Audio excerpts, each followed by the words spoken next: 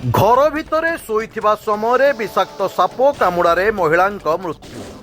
मृत महिला जनक हेउचंती केउंझर जिला हरिचंदनपुर ब्लॉक हरिचंदनपुर थाना जिरांग पंचायत अंतर्गत कलापाट ग्रामर देवानंद मुंडांक स्त्री सुरु मुंडा, जाहांकर बयस 30 वर्ष बोली जଣାपड़ी।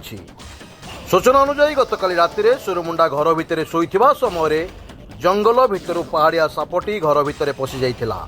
सुरु मुंडा शोइथिबा समय तांक बाम गोड़े कामुड़ी देइथिला एही सापटी, जहाँफल से गुरुतर हेबारु परिवार लोके प्रथमे हरिचंदनपुर गोष्ठी स्वास्थ्य केन्द्र को नैथिले। सेठारे सुरमुंडा अधिक गुरुतर हेबारु डाक्तर तांकु जिला मुख्य चिकित्सालय को स्थानांतरित करथिले। सेठारे पुणी थरे गुरुतर हेबारु डाक्तर तांकु 108 आम्बुलांस गाड़ी जोगे कटक बड़ मेडिकल को स्थानांतरित करथिले। सुरमुंडांकु आम्बुलांस गाड़ी रे नेउथिबा समय बाटरे सुरमुंडांकर मृत्यु घटिथिला। परिवार लोके सुरमुंडांक मृतदेह को फेराई आनिथिले।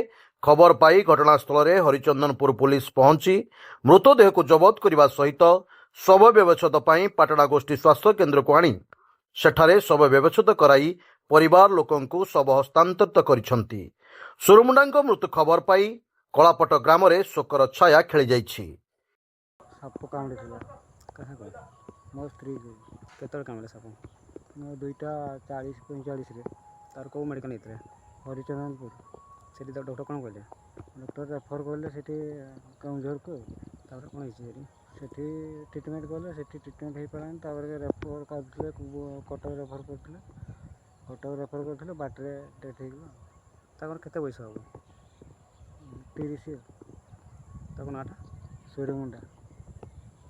केउंझर जिला प्रतिनिधि दशरथ बारिकी रिपोर्ट स्वतंत्र ओडिशा लाइव।